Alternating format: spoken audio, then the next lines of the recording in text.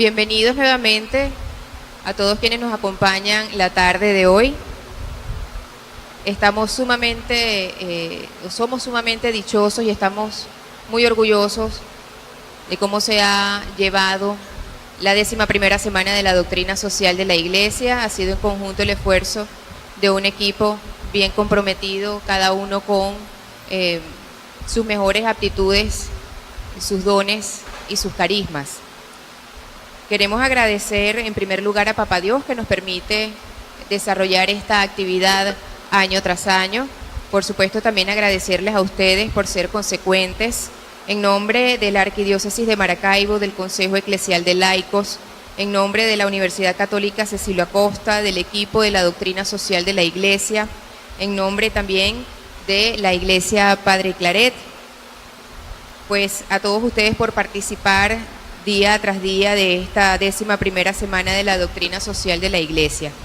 Queremos agradecer al Consejo Arquidiocesano de Laicos, que ha sido consecuente con cada una de las ponencias, ha estado con nosotros toda la semana, siendo partícipes también de este evento. Queremos agradecer también a los medios de comunicación y al público en general. La conferencia de hoy se trata sobre la comunidad política al servicio de la sociedad civil y está a cargo del doctor Guillermo Yepes Boscán, quien cierra la Semana de la Doctrina Social de la Iglesia el día de hoy con este interesantísimo tema. El doctor Guillermo Yepes Boscán es poeta y ensayista, doctor en letras, ha tenido una larga e intensa actividad política y cultural. Ha sido ministro de Estado para la Cultura, ministro de Juventud, embajador de Venezuela en Nicaragua, director general del Instituto de Cultura y Bellas Artes, diputado del Consejo de la República y llegó a ser vicepresidente de la Cámara de Diputados, secretario general adjunto del Instituto Internacional Jacques Maritain en Roma y actualmente es el coordinador del Foro Eclesial de Laicos. Adelante, doctor Yepes. Bien, en primer lugar, creo que debo expresar mi gratitud a ustedes por venirme, sin ser yo una estrella, que voy a hacer las cosas como Ramón Guillermo Aveledo o el padre Ugalde, que ya tienen una larga trayectoria de estrella del showman venezolano. A la conferencia que voy a pronunciar, que es bastante complicada y yo tengo que hacerlo, obviamente, porque no tengo la inventiva que tienen ellos leyendo el trabajo que he preparado para esta ocasión. La comunidad política al servicio de la sociedad civil. Un primer punto es distinción de planos y libertades civiles. El concepto de libertad es una herencia cristiana y lo es en una triple dimensión. Primero, somos libres en sentido ontológico porque Cristo nos ha hecho libres. Segundo, amamos y buscamos la libertad en cuanto que la dignidad de toda persona enseñada por el cristianismo promueve la aspiración a la libertad y al dominio de sí. Y tercero, somos capaces de gozar de una auténtica libertad en sentido social porque la distinción entre el nivel político y religioso promulgado por Jesús es la garantía práctica de las libertades civiles. Entre las múltiples ventajas que derivan del respeto y la promoción de estas libertades, así también como con la correcta relación entre comunidad política y la Iglesia, es decir, nos establece que la libertad también en este sentido es fundamental. En efecto, la autonomía del ámbito terreno significa que, cito, la Iglesia, y esta es una cita de Gaudium et Spes, número 76, la Iglesia admite abiertamente el terreno, los valores propios de las realidades temporales, o sea, reconoce que el mundo posee bienes, realiza empresas, plasma pensamiento y arte, merece alabanza, etcétera, etcétera. En su ser, en su devenir, en su propio reino, también si éste no está bautizado, si es profano, laico, secular, incluso si es pluralista, si en sí mismo está diversificado y dividido hasta amenazar la ruina. La reconoce como salvaguarda de ciertos principios que no debemos ignorar ni olvidar: la libertad de sus miembros singulares y de sus expresiones colectivas. Cito: la Iglesia, continúa diciendo el concilio, reconoce todo lo que hay de bueno en el dinamismo social de hoy día. Es más, prosigue el concilio, la Iglesia no está ligada a ningún sistema político, pero es al mismo tiempo signo y salvaguardia de la trascendencia de la persona humana. Esto es de Gaudium et Spes también, número 76. Distinguiendo la función eclesial de la autoridad política, el Estado pierde su sacralidad y su pretensión de gobernar las conciencias. El fundamento moral de la política se encuentra fuera de sí misma, y el garante de tal moralidad es otra autoridad de naturaleza ético-religiosa, la Iglesia. La pertenencia de a esta, desde el punto de vista civil, es voluntaria, y su poder es de carácter espiritual y no impone un monolitismo en los aspectos contingentes. Así, cada una de estas dos comunidades limita su radio de acción y la libertad resulta asegurada por una armónica relación entre ellas. La distinción de los planos no significa, sin embargo, que la Iglesia deba reducir la propia acción a la esfera privada. En ningún momento debe abdicar de su misión de garante ético de la sociedad, como tampoco el Estado puede despreciar los valores morales que preceden y sirven de fundamento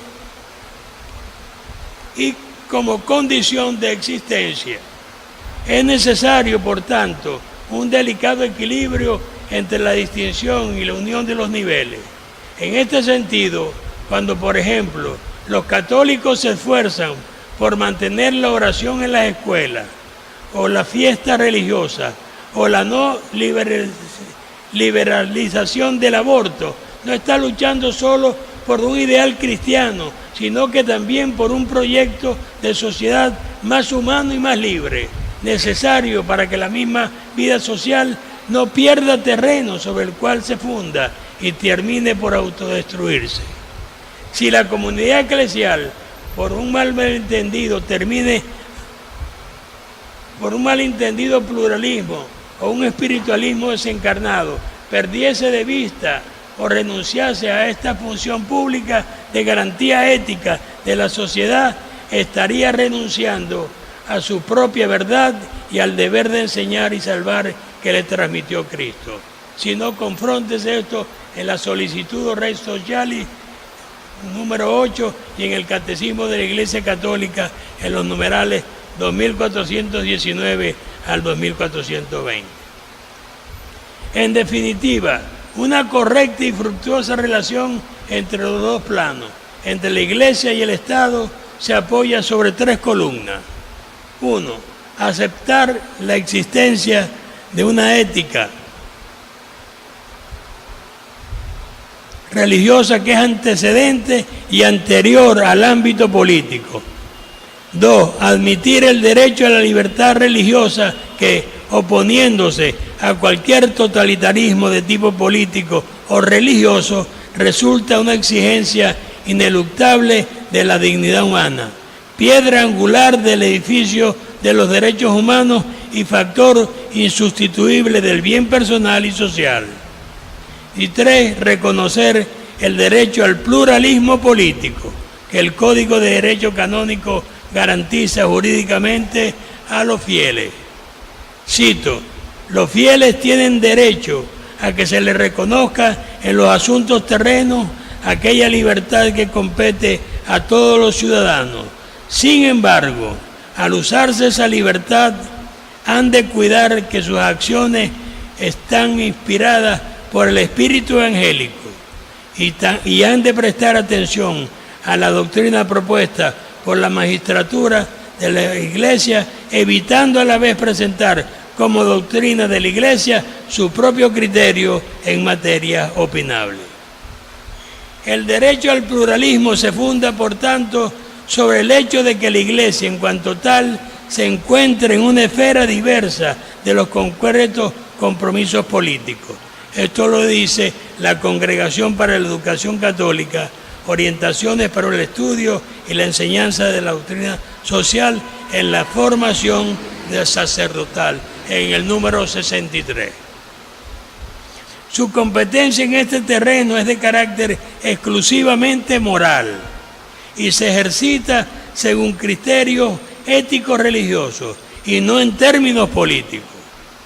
La Iglesia, cito, no tiene soluciones técnicas que ofrecer, no propone sistemas o programas económicos y políticos, ni manifiesta preferencia por unos o por otros, con tal de que la dignidad del hombre sea debidamente respetada y promovida, y ella el goce del espacio necesario, y ella goce del espacio necesario para ejercer su ministerio en el mundo. Esto también lo señala la solicitud Rei Sociali número 41 del Papa Juan Pablo II.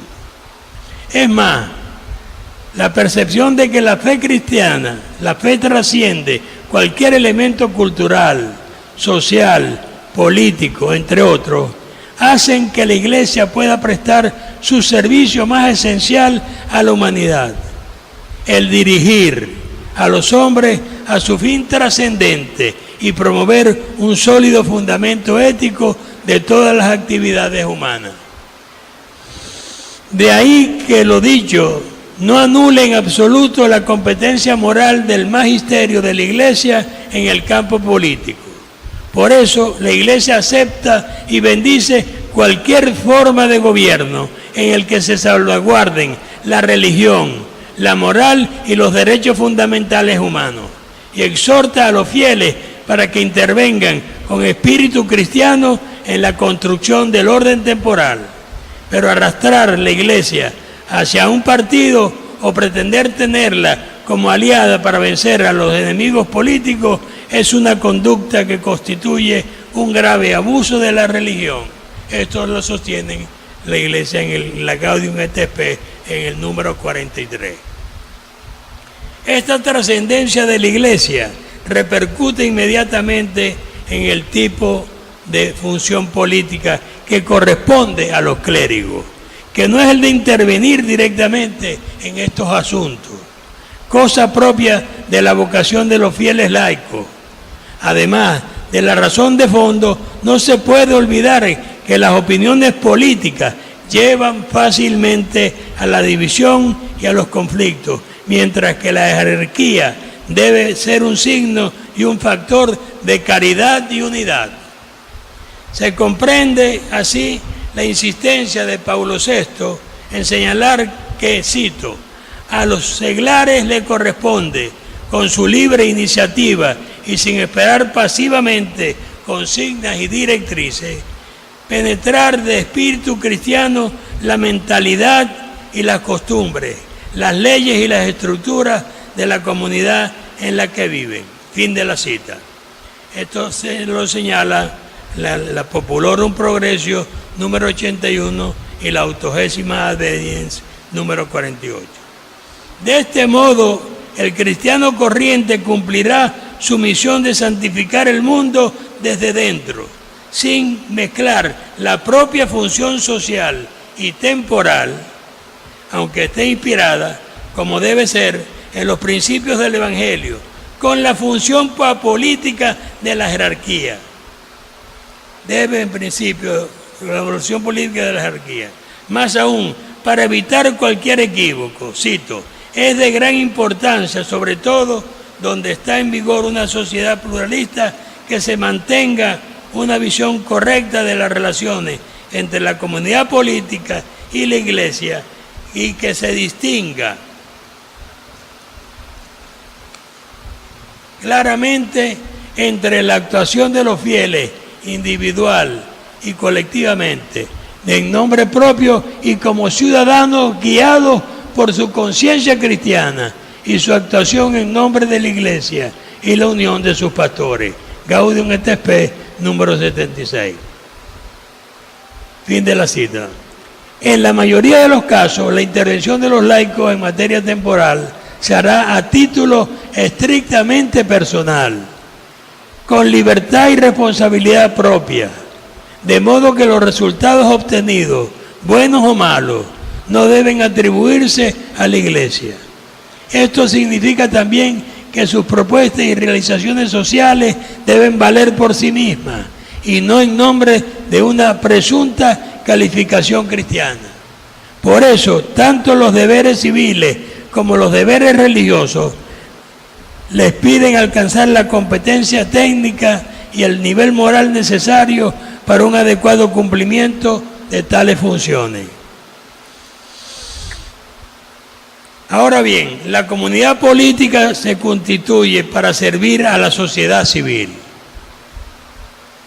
Ustedes recordarán la conferencia de ayer de Ramón Guillermo Aveledo que lo señalaba, de la cual se deriva. La sociedad civil es la que engendra a la comunidad política.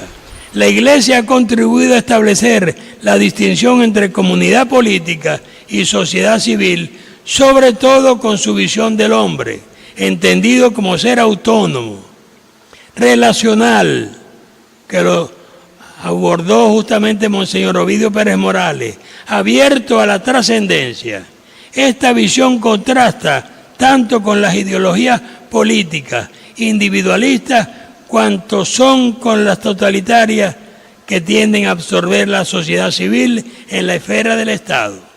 El empeño de la Iglesia en favor del pluralismo social se propone conseguir una realización más adecuada del bien común y de la misma democracia, según principios de solidaridad, la subsidiariedad y la justicia. La sociedad civil es un conjunto de relaciones y de recursos culturales y asociativos, relativamente autónomo del ámbito político y económico.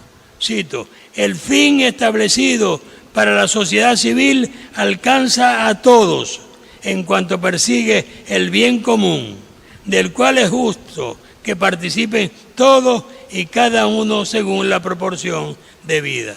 Esto lo señaló ya León XIII en su carta encíclica Rerum Novarum número 11.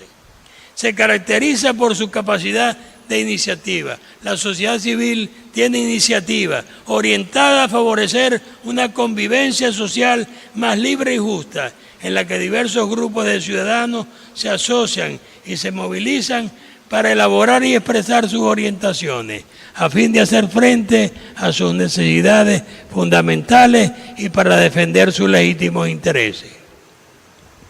El compendio de la doctrina social de la Iglesia reconoce el primado de la sociedad civil. La comunidad política y la sociedad civil, aun cuando estén recíprocamente vinculadas y sean interdependientes, no son iguales en la jerarquía de los fines que ellas mantienen.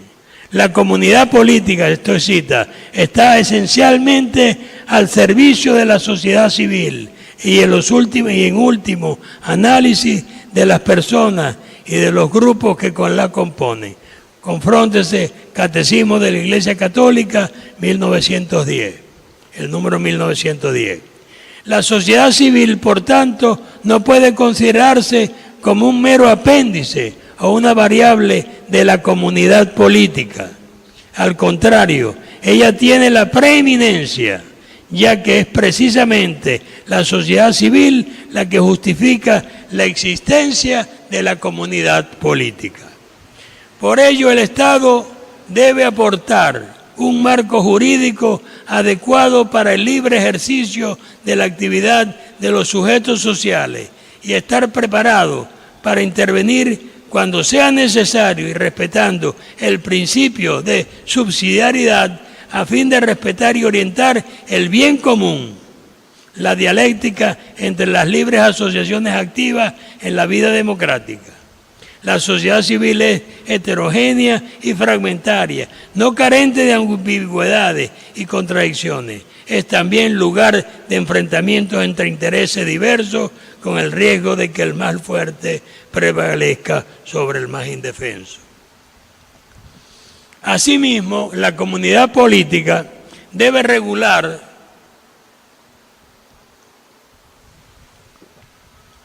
sus relaciones con la sociedad civil según el principio de subsidiariedad. Es esencial que el crecimiento de la vida democrática comience en el tejido social. Las actividades de la sociedad civil, sobre todo de voluntariado y cooperación en el ámbito privado social, sintéticamente definido como tercer sector, para distinguirlo de los ámbitos del Estado y del mercado, constituyen las modalidades más apropiadas para desarrollar la dimensión social de las personas, que en tales actividades pueden encontrar espacio para su plena manifestación. La progresiva expansión de las iniciativas sociales fuera de la esfera estatal crea nuevos espacios para la presencia activa y para la acción directa de los ciudadanos, integrando las funciones desarrolladas por el Estado. Este importante fenómeno con frecuencia se ha realizado por caminos y con instrumentos informales, dando vida a modalidades de nuevas y positivas del ejercicio de los derechos de la persona, que enriquecen y cualitativamente la vida democrática.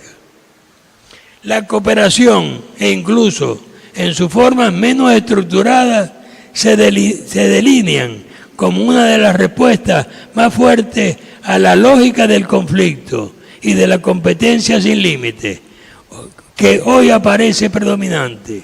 Las relaciones que se instauran en un clima de cooperación y solidaridad superan las divisiones ideológicas, impulsando a la búsqueda de lo que se une más allá de lo que se divide. Muchas experiencias de voluntariado constituyen un ulterior ejemplo de gran valor, que lleva a considerar a la sociedad civil como el lugar donde es posible recomponer una ética pública centrada en la solidaridad, la colaboración concreta y el diálogo fraterno. Todos deben mirar con confianza estas potencialidades y colaborar con su acción personal para el bien de la comunidad en general y en particular de los más débiles y necesitados. Es también así como se refuerza el principio de la subjetividad de la sociedad. Punto 2. La libertad religiosa, un derecho humano fundamental.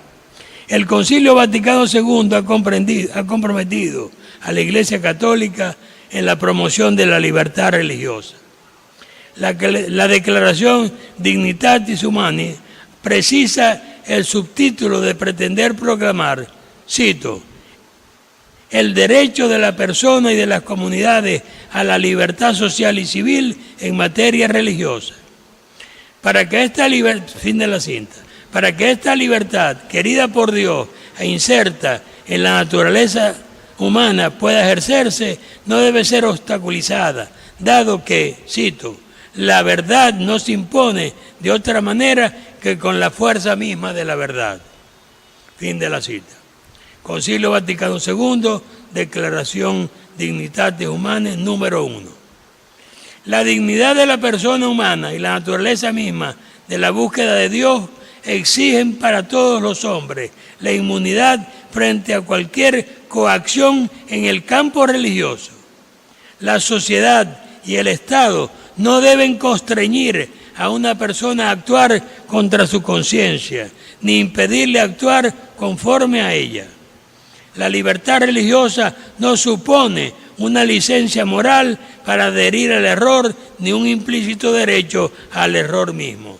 Confróntese, Catecismo de la Iglesia Católica, el numeral 2108. La libertad de conciencia y de religión corresponde al hombre individual y socialmente considerado. El derecho a la libertad religiosa debe ser reconocido en el ordenamiento jurídico y sancionado como derecho civil. Sin embargo, no es de por sí un derecho ilimitado. Los justos límites del ejercicio de la libertad religiosa deben ser determinados por cada situación social mediante la prudencia política, según las exigencias del bien común y ratificado por la autoridad civil mediante normas jurídicas conformes al orden moral objetivo. Son normas, cito, exigidas por la tutela eficaz en favor de todos los ciudadanos de estos derechos y por la pacífica composición de tales derechos, por la adecuada promoción de esta paz pública, que es la ordenada convivencia en la verdad, en la justicia y por la debida custodia de la moralidad pública. Confróntense, Concilio Vaticano II, Dignitate Humanae, número 7. En razón de sus vínculos históricos y culturales con una nación, una comunidad religiosa puede recibir un especial reconocimiento por parte del Estado. Este reconocimiento no debe, en modo alguno, generar una discriminación de orden civil o social respecto a otros grupos religiosos. La visión de las relaciones entre los Estados y las organizaciones religiosas promovidas por el Concilio Vaticano II corresponde a las exigencias del Estado de Derecho y a las normas del derecho internacional. La Iglesia es perfectamente consciente de que no todos comparten esta visión. Por desgracia, cito, numerosos estados violan este derecho hasta el punto de dar a hacer la catequesis o recibirla llega a ser un delito susceptible de sanción. Esto es una cita de San Juan Pablo II, Exhortación Apostólica, Catequesis Tridentae, número 14. Tercer punto a considerar: la Iglesia Católica y comunidad política, autonomía e independencia y la colaboración entre ambas. La Iglesia y la comunidad política, si bien se expresan ambas con estructuras organizativas visibles, son de naturaleza diferente, tanto por su configuración como por las finalidades que persiguen. El Concilio Vaticano II ha reafirmado solemnemente que, cito, la comunidad política y la Iglesia son independientes y autónomas, cada una en su propio terreno. Confróntelo en Gaudium et Spes número 73 y en el Catecismo de la Iglesia Católica, el numeral número 2245.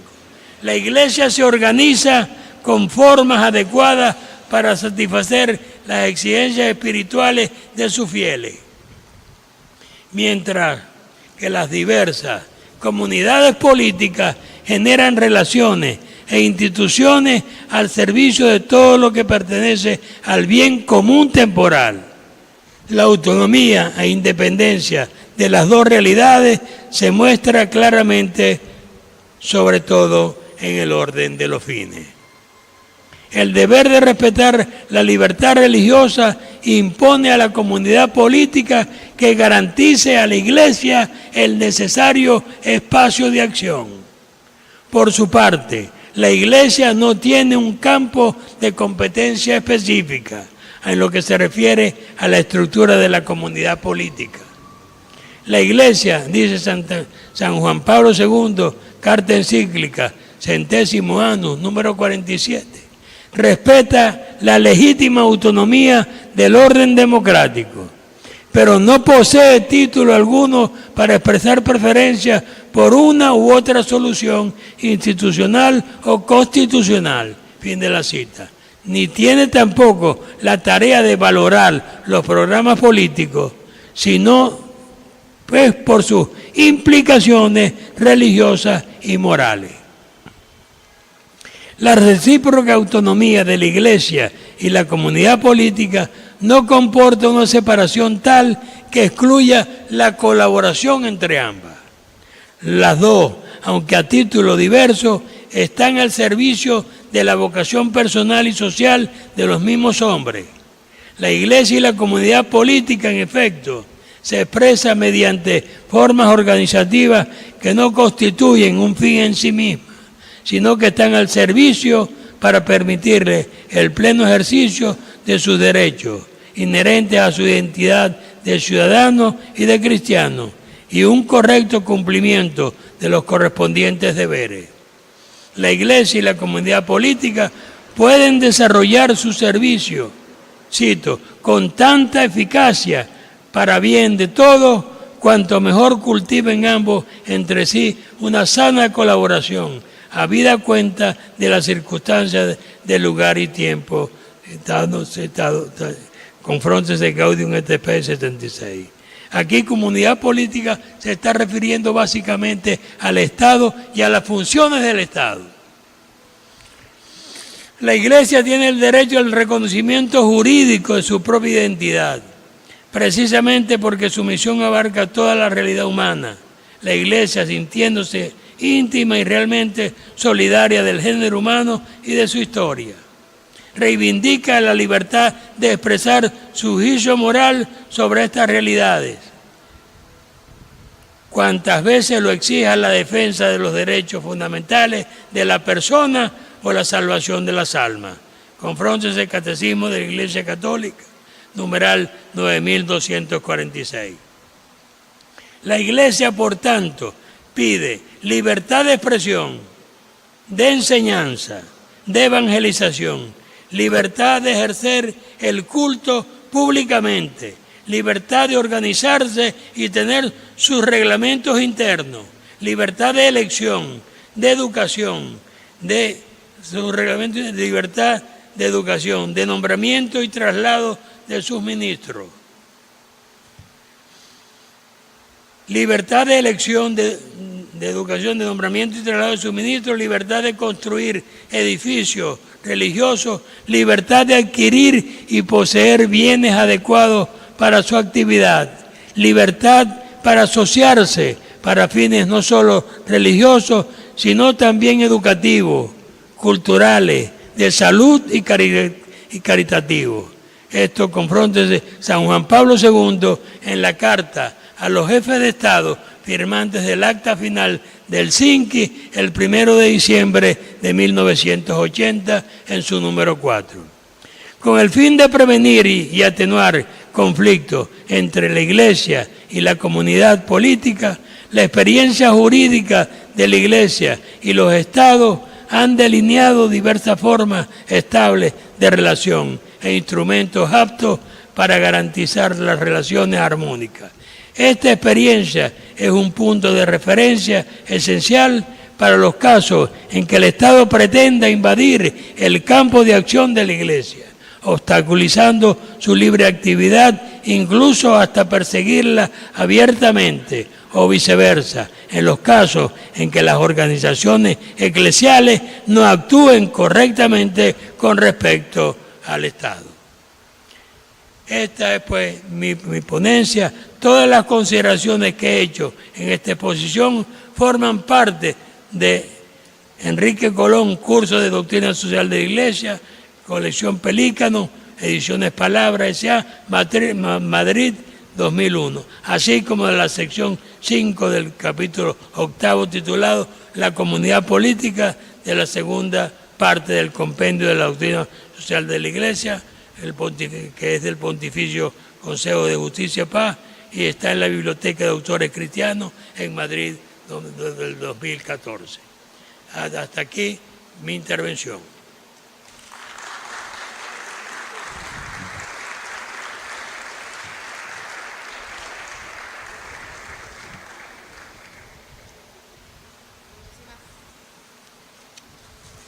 Muchísimas gracias, doctor Yepes.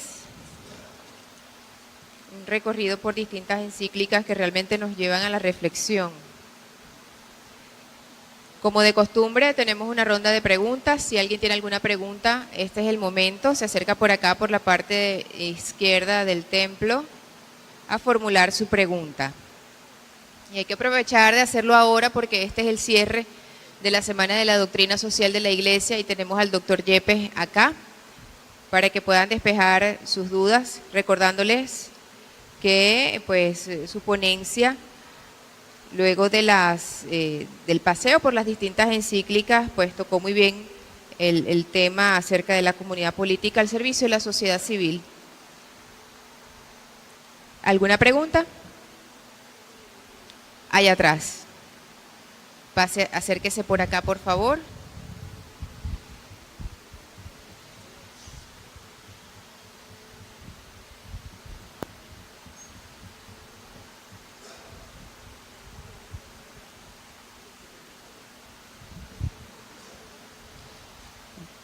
Buenas tardes, doctor Yepes. Buenas tardes. Mi nombre es Enrique Calavia, soy director de Teología a Distancia de la UNICA. Soy diácono permanente de la Arquidiócesis de Maracaibo. La pregunta es sencilla. ¿Por qué a los jóvenes del siglo XXI, que la mayoría han nacido bajo este sistema de gobierno, les cuesta asumir una libertad plena, como nos dijo Jesús el Señor? La verdad que esta pregunta se la deberíamos preguntar a los jóvenes porque uno no tiene, ellos tienen la libertad de diferir de las cosas que se dieron y de la iglesia también. De manera que si los jóvenes no actúan en esta dirección, es un asunto de ellos simplemente. Gracias. ¿Alguna otra pregunta? Acérquese por acá, por favor.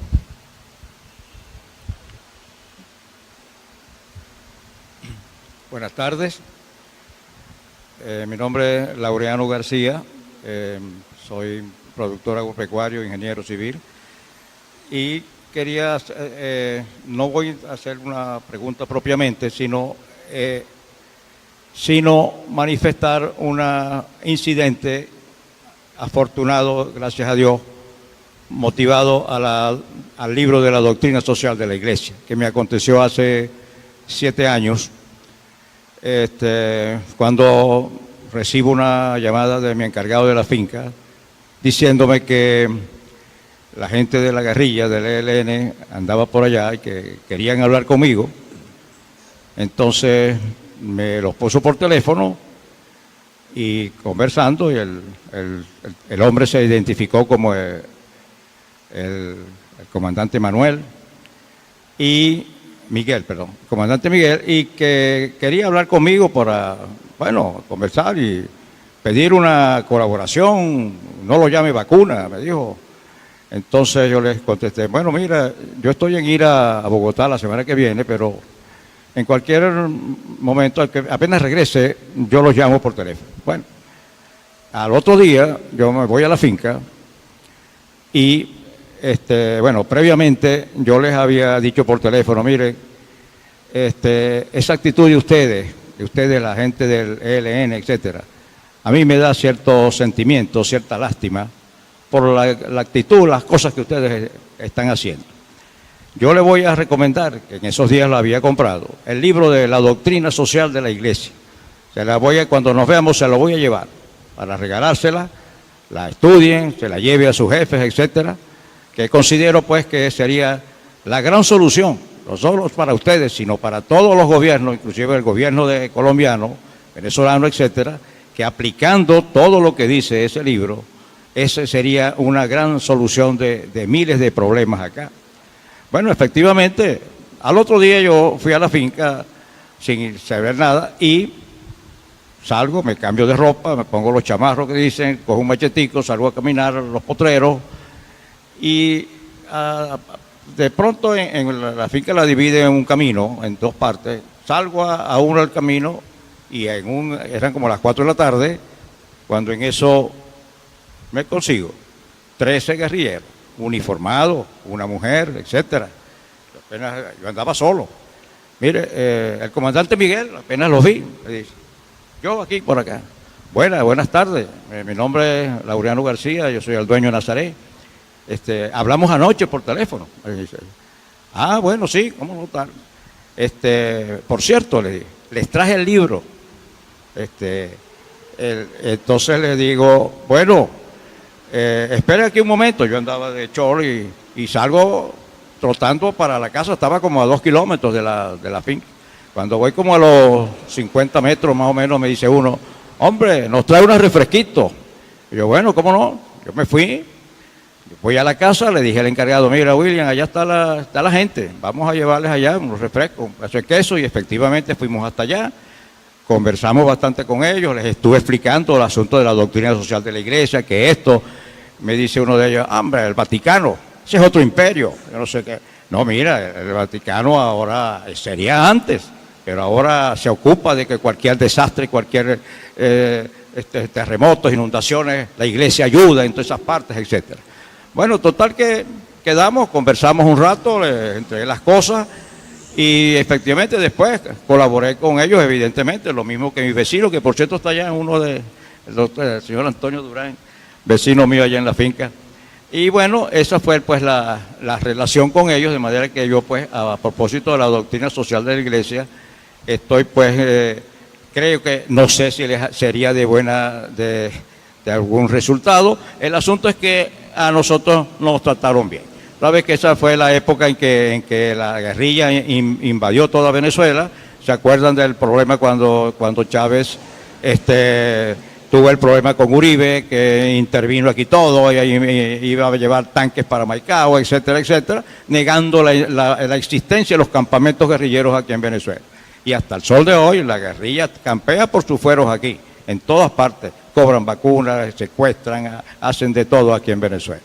Hay otros detalles que me gustaría conversar, pero si da el tiempo, pero después que tome la palabra alguien más.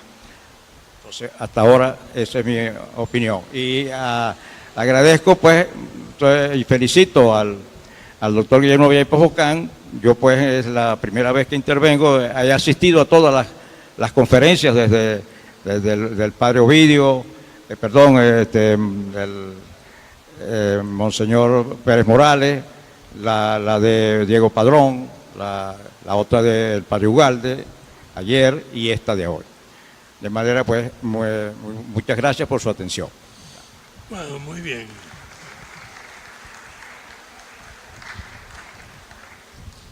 Gracias por el testimonio, realmente para reflexionar hacia dónde vamos luego de esta serie de ponencias que hemos presenciado durante la semana.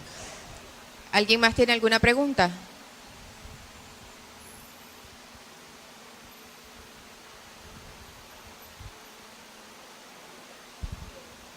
Buenas tardes, ¿cómo está, doctor? Bueno, yo muy contenta de haber participado en todas las charlas y en esta de usted pues me gustó muchísimo. Tengo esta pregunta.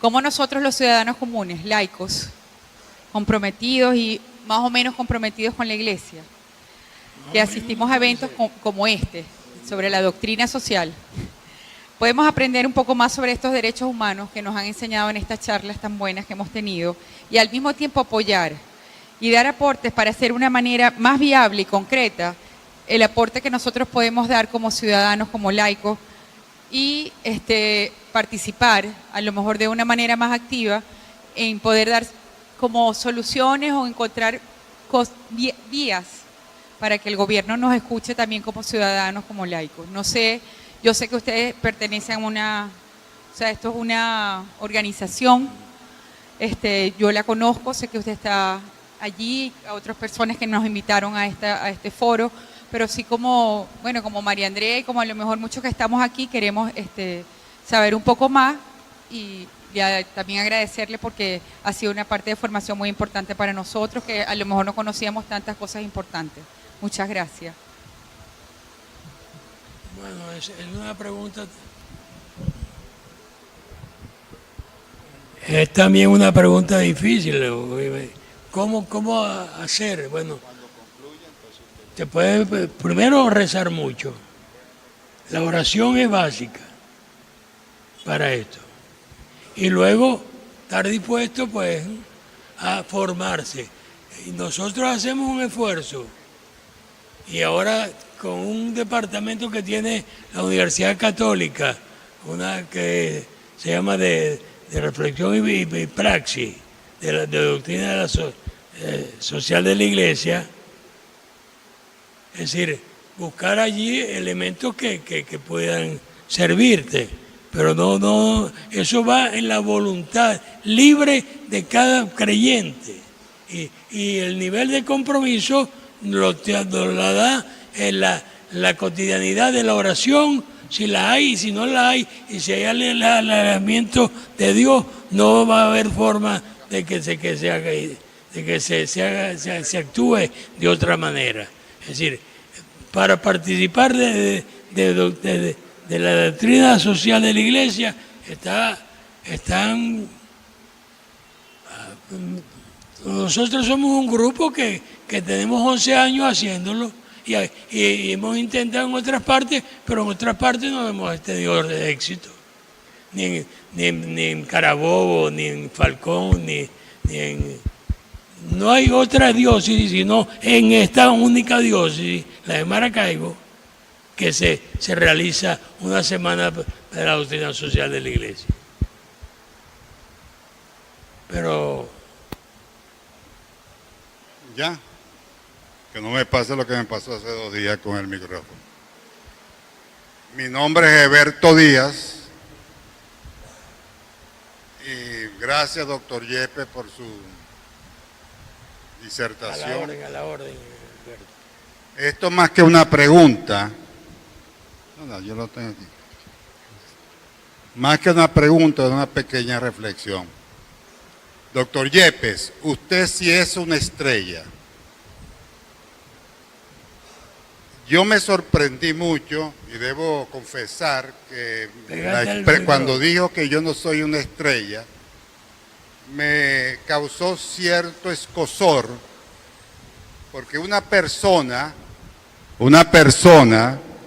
que ha podido con todas las dificultades, con todos los problemas, durante 11 años, que un grupo ha podido llevar el liderazgo para que se mantenga la doctrina social de la Iglesia, no puede ser simplemente una persona más. Hay que resaltar que desde fines del siglo pasado, específicamente creo que fue 1998, cuando Juan Pablo II tomó la decisión de que la doctrina, el compendio de la doctrina social de la Iglesia se debería hacer, el cual se terminó en el año 2003-2004, tomó la decisión de que ese compendio fuera la base para ampliar, diseminar los conocimientos de la doctrina social de la Iglesia. Aquí en Maracaibo un grupo, yo estaba metido en ese grupo, tomó la iniciativa de empezar ese trabajo acá en Maracaibo. Y estaba el doctor Yepes, y con todas las dificultades, hoy en día, si mal no estoy informado y no estoy mal informado, el único esfuerzo que sigue vigente en la América Latina, sistemáticamente haciendo este ejercicio anualmente, es aquí en Maracaibo. Es por eso que yo creo que el doctor Yepes quizás es un momento de extrema sencillez y humildad. La humildad es muy buena, pero tampoco puede ser la que ensombrezca las virtudes, los esfuerzos, el valor de la gente. Por eso, doctor Yepes, yo creo que usted es una estrella. Con tal que no me vaya a estrellar. No, muchísimas gracias, Alberto. Pero bueno, es decir, yo lo que estoy realizando, yo soy miembro como laico católico de la sociedad civil y por tanto, es decir, la sociedad civil tiene preeminencia, pero hay que distinguir, es decir, entre comunidad política y sociedad civil. Y nosotros, en el fondo, lo que hemos hecho durante esos 11 años es justamente dar instrumentos que adquirimos también, no por ciencia infusa, sino que porque que nos viene de lo alto, que nos gustaría que nos viniera de los altos mucho más inteligencia, sino que tenemos más o menos una continua lectura de textos que van en esa dirección y que son textos que están al alcance de toda la sociedad civil. De manera que es un problema de voluntad, de la voluntad del creyente para introducirse en la doctrina social de la Iglesia y actuar conforme a la doctrina social de la Iglesia. Esto es para una práctica de la vida cotidiana del católico y sobre todo del laico católico.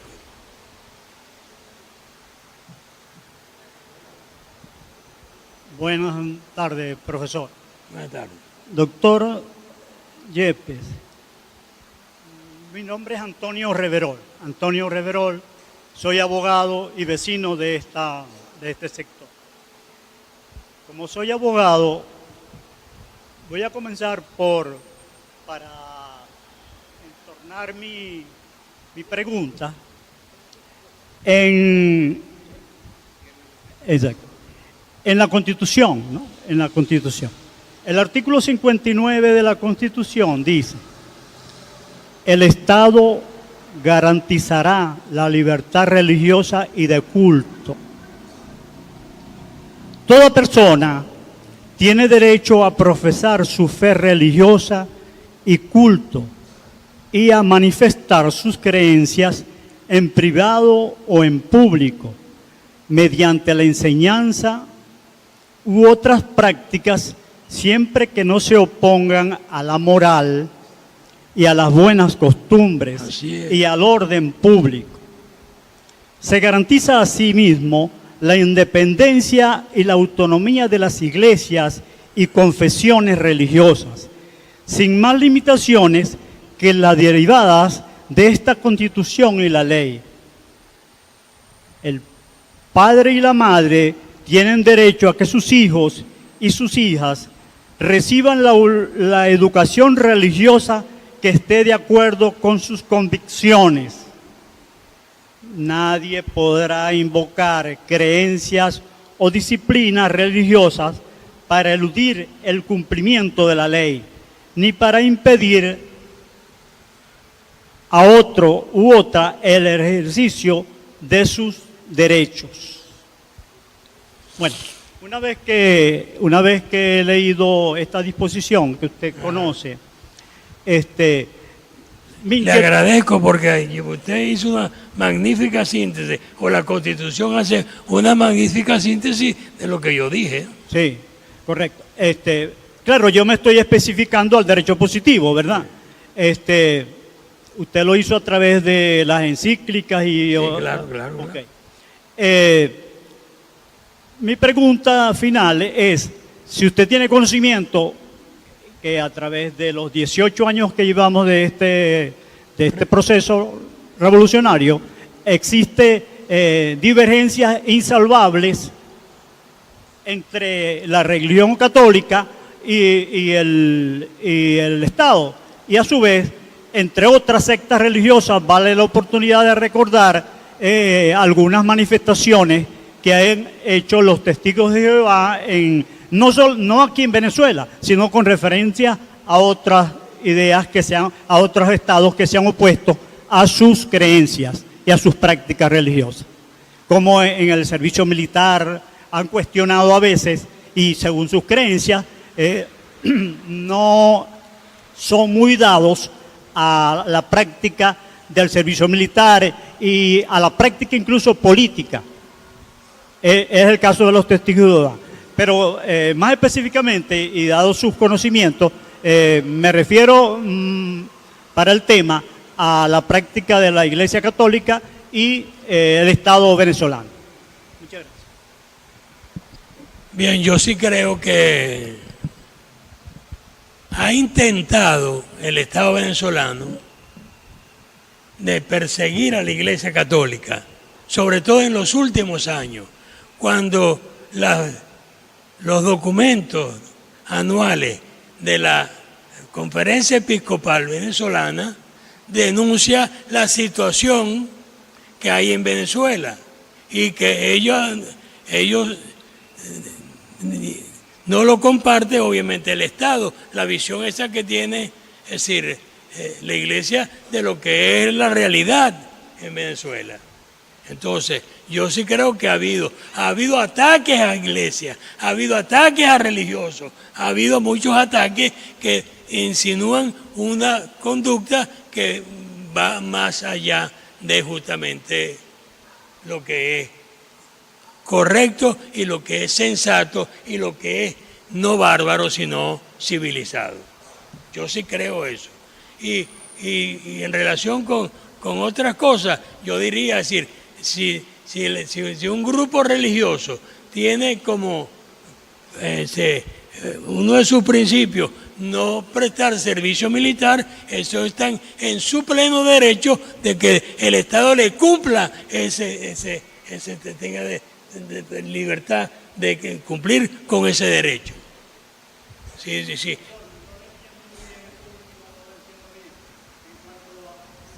oponen a prestar el servicio militar, un ejemplo, el Estado tiene que cumplir la ley. Tiene que cumplir la ley. No, la ley no, pero las leyes tienen también excepciones. Además, le advierto, yo no soy abogado, por si acaso decir, ni tampoco soy cura, entonces, pero es decir, pero lo que yo sostengo es que la Iglesia Católica sostiene que la libertad religiosa tiene que ser absoluta. Y la Iglesia Católica tiene derecho a lo que decir. Pero si usted señaló, es decir, que no sé qué testigos de Jehová, yo no sé qué, que no pueden ir. ¿Por qué? Bueno, porque por principio ellos creen que eso es un mal para la sociedad. Bien. Otra preguntita más. Sentiría muy mal si no se aclara. Es importante, doctor, usted y los que están aquí, que tengan claro el concepto de Estado y el concepto de gobierno, que son cosas totalmente diferentes. No hay duda, el gobierno, en este caso el gobierno de turno, que ya tiene 18 años, obviamente representa al Estado venezolano, que son las verdaderas instituciones, y lamentablemente el mal comportamiento o la desviación o el incumplimiento y las violaciones del Estado que hace el gobierno, por supuesto, le dan una mala reputación al Estado. Pero yo quiero aquí salvar al Estado venezolano y aclarar que todo lo que nosotros observamos es absolutamente por violaciones del gobierno que se escuda en las instituciones del Estado. Así que eso es muy importante. ¿Qué es el Estado? Violaciones a la Constitución. ¿Qué es el Estado? Entonces era lo que quería aclarar. Es todo. Gracias, Fernando.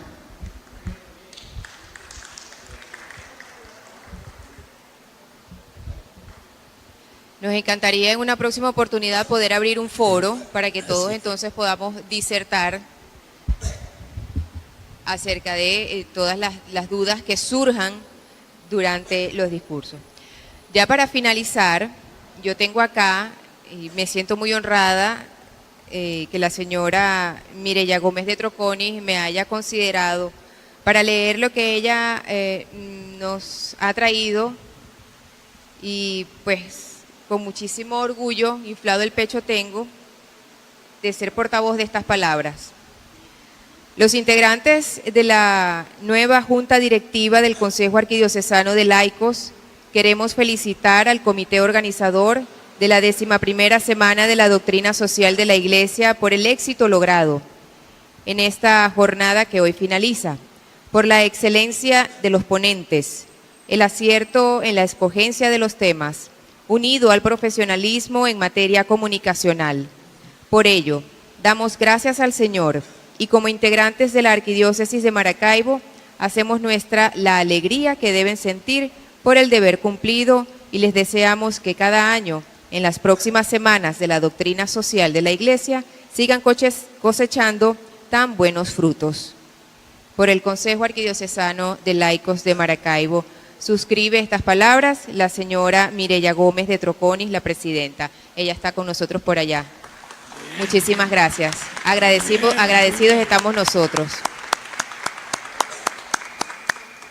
Bien, antes de darle la palabra al señor Jovito Chávez, queremos recordarles que esta y todas las ponencias ustedes las pueden revisar nuevamente a través de del canal de YouTube DSI Claret. Y la cobertura de toda la semana la pueden ubicar también a través del numeral DSI 2017 y las cuentas en Twitter e Instagram, @DSI Padre Claret. Jovito. No quisiera que el evento terminase sin antes felicitar a todos aquellos que han hecho posible que esto haya sucedido como sucedió. Primero a ustedes por estar aquí con nosotros durante todos estos días y por ese aprendizaje importante al cual han sido sometidos. Pero en particular al grupo de la doctrina social de la Iglesia, primero al Padre Andrés y al Padre Ovidio, por esa ayuda espiritual que siempre nos muestra el camino, aunque a veces está oscuro, pero tienen la facilidad de aclararlo. Al doctor Yepes, por su apoyo siempre académico y por su manera de mostrar la doctrina desde el punto de vista laico. Y a cada uno de los integrantes y miembros del grupo de la doctrina social de la Iglesia, pero en particular quisiera en este momento agradecer también a todas aquellas personas que conforman la pastoral de la Iglesia de Padre Claret, que han hecho posible con tanta ayuda técnica y especializada que esto sea posible. A María Alejandra Fernández, con ese grupo que ella formó de logística, a Sonimar por ese profesionalismo, cómo han manejado el tema de los medios y la diseminación de todas las noticias, a Ana Isabel, a Marianela, a Claudio, a Rixio, a Fernando, que ha sido un apoyo pero invalorable, a Erasmo que siempre ha estado con nosotros, y a todas las pastorales, que convencido estoy que todas han participado para que esto haya terminado como en realidad terminó, como un éxito. Gracias mil y a todos ustedes, que Dios les dé mucha fuerza para que el año que viene y los posteriores nos sigan ayudando. Gracias mil.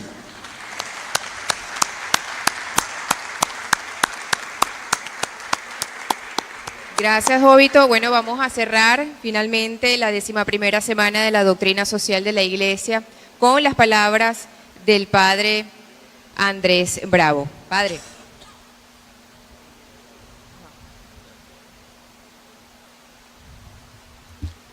Muchísimas gracias a todos. Esta semana ha sido una semana bella, feliz, dichosa, que nos ha regalado el Señor, ciertamente. El padre, el doctor Guillermo Yepes Boscán, creía que no le iban a preguntar. Y ha sido el que más ha recibido preguntas y cuestionamientos. Hablando de esto, voy a terminar con un comentario, una cita evangélica muy corta con respecto a la política.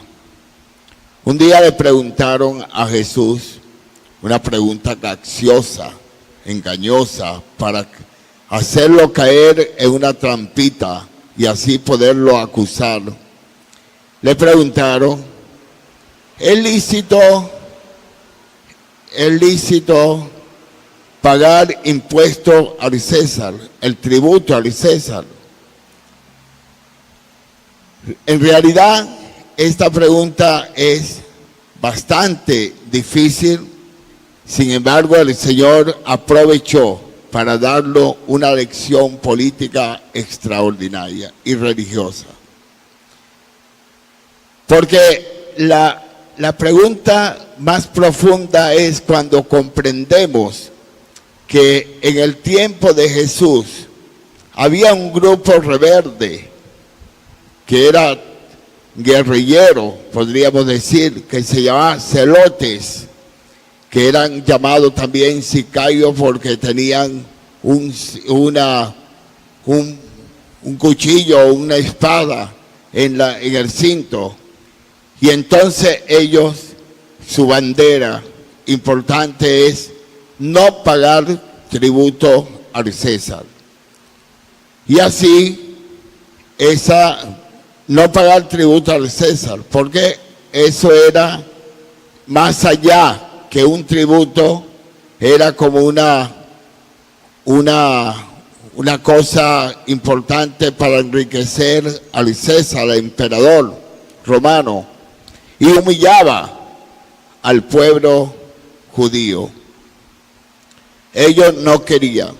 Claro, si Jesús le dice, no es lícito pagar al César el tributo, iban a acusar a Jesús de celotes. Y entonces lo iban a acusar, lo metían preso y lo mataban. Como mataron a muchos celotes, rebeldes políticos. Jesús dice,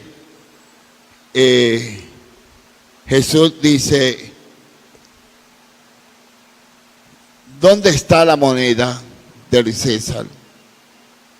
¿Qué hay escrito aquí? El César. ¿Y cuál es la figura que el César? Denle al César lo que es del César y a Dios lo que es de Dios. Allí hay una gran diferencia porque hay muchos gobernantes, emperadores de romanos que todavía existen en nuestro pueblo, que se creen dioses, se creen supremos. Y el Señor dice, no se le puede dar a un gobernante la divinidad de Dios. Dios es Dios. Un gobernante es un servidor del pueblo. Y yo he venido aquí para servir, dice el Señor. Esto es muy importante. Y ahora, agradeciéndole a todos que ya lo hicieron en nombre del Padre Ovidio y en nombre de todos, yo voy a darle la bendición final. En el nombre del Padre, del Hijo y del Espíritu Santo. Amén. Invocamos a la Santísima Virgen de Chiquinquirá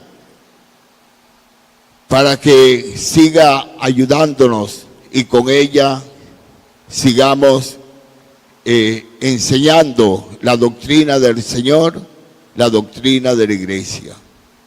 Dios te salve María, llena eres de gracia. El Señor es contigo. Bendita tú eres entre todas las mujeres y bendito es el fruto de tu vientre Jesús. Santa María, Madre de Dios, ruega por nosotros los pecadores, ahora y en la hora de nuestra muerte. Amén. El Señor esté con ustedes. La bendición de Dios, Padre, Hijo y Espíritu Santo, descienda sobre ustedes y permanezca para siempre. No nos vemos el año que viene, nos vemos en el transcurso del año, porque vamos a tener, como hemos tenido, muchísimas actividades durante el año. Que Dios los bendiga a todos y feliz tarde.